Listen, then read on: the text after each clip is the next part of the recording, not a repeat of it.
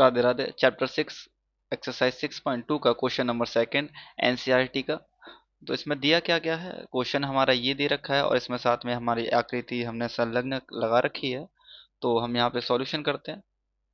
Solution में हम देखेंगे कि इसमें गिवन क्या दे रखा है। तो ए बी समांतर रेखा दे रखी है सी डी के, और ई एफ परपेंडिकुलर यानी कि लंबवत डाला गया है सी डी पर, और इसमें एंगल जी ई डी हमें गिवन दे रखा है 126 अंश का।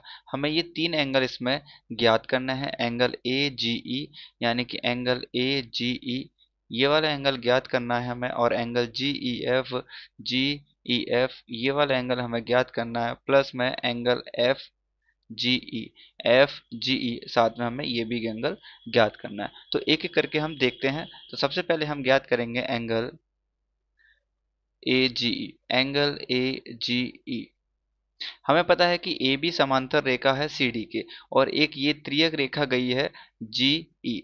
हमें पता है क्या कि जब समांतर रेखा को एक त्रियक रेखा काटती है तो जो ये वाले कोण होते हैं वो क्या होते हैं, इसके बराबर, जिसे हम क्या कहते हैं, यानी कि अल्टरनेट यानी कि एकांतर कोण कहते हैं। तो मैं यहाँ लिख सकता हूँ एंगल ए जी ई बराबर एंगल में जी ई डी, और क्या लिखेंगे इसमें, लिख सकते हैं एकांतर कोण है। कौन से कोण है, तो ये एकांतर कोण है,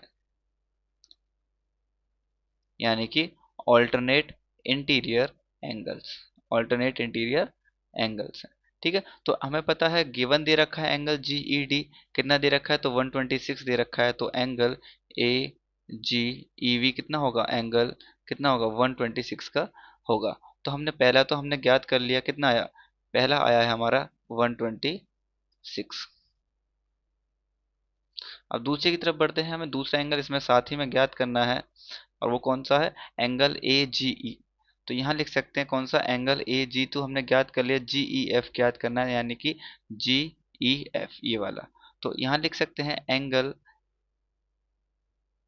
जी ई एफ प्लस में angle F E D equals to में 126। ये हमें गिवन दे रखा है। तो यहाँ पे हमें पता है angle G E F equals to में नहीं, प्लस में angle F E D. Angle F E D कितना है, यहाँ पे एंगल जो एफ ई डी है वो 90 डिग्री है। और 90 डिग्री क्यों है, क्योंकि हमें पता है गिवन दे रखा है कि ई एफ परपेंडिकुलर डला हुआ है सी डी पर। अगर कोई भी एक रेखा पर लंबवत लाइन डाली जाती है तो वो 90 अंश की ही होती है। तो जो ये लाइन है यानी कि जो कोण बनता है वो 90 अंश का ही है।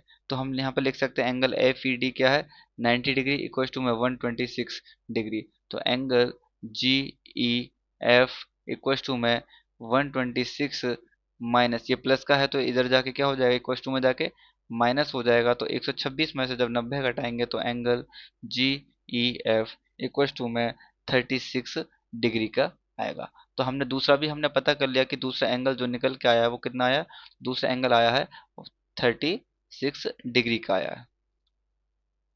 तीसरे पे चलते हैं। तीसरा जो हमें निकालना है, तो हमें जी एंगल एफ जी ई यानी कि एंगल एफ जी ई ये वाला हमें एंगल ज्ञात करना है। तो हम निकालते हैं, तीसरा जो निकालते हैं तो हमें निकालना है एंगल एफ जी ई। यहाँ लिखेंगे इन लाइन, यानी कि कौन सी लाइन है, एक लाइन ए बी पर।